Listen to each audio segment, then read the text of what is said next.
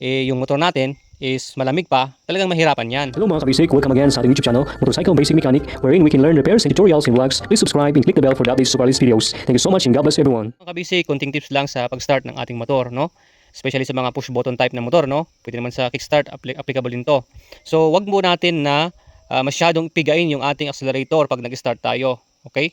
Kasi possible kasi once na hindi na-start yung motor mo at piniga-piga mo na yung accelerator, siyempre possible yan na maraming gas na papasok na sa combustion chamber mo dito. Okay? Na kung saan yun ay magkakaproblema, mahirapan na yung ating spark plug na mag-spark. Try muna natin mga kabisik, pag start tayo, siyempre push button lang natin. On natin, i-push button lang natin, wag natin siyang lalagyan ng accelerator, no? Yan, wag natin pipihitin.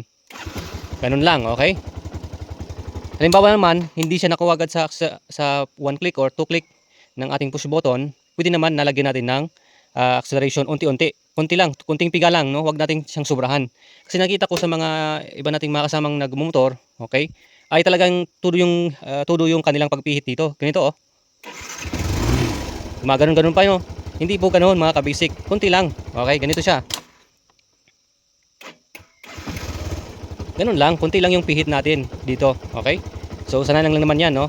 Para siyempre mag-cold start muna yung ating motor para ipainitin muna natin yung kanyang makina, yung combustion chamber niya, lalo na para uminit yun at madali siyang ma-start. Kasi once kasi na piniga-piga natin to, okay? Piniga-piga natin yung accelerator niya, siyempre grabe na yung gas na papasok sa combustion chamber niya. Yun ang pagkakaproblema na mahirapan na yung ating spark plug na magsunog, okay? Mag-spark doon sa madaming gas na nakapasok na sa chamber niya. Okay? At siyempre, yung motor natin is malamig pa, talagang mahirapan yan. Kaya kailangan wag mo natin siyang grabing pihitin dito pag nag-start tayo. Ganun lang. Para sakto lang yung papasok ng gas at hangin, syempre. At hayaan muna natin siyang makuha niya yung standard operating temperature ng ating makina. Okay? At least mga 3 minutes to 5 minutes. Okay na yun. Panda natin. Napainit natin yung makina, saka natin siya iarangkada. Para maganda naman yung takbo ng motor natin agad. Okay?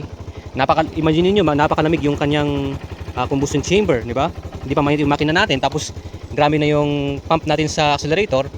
Hindi maganda yon sa ating motor. Okay? Ganyan lang muna, idle.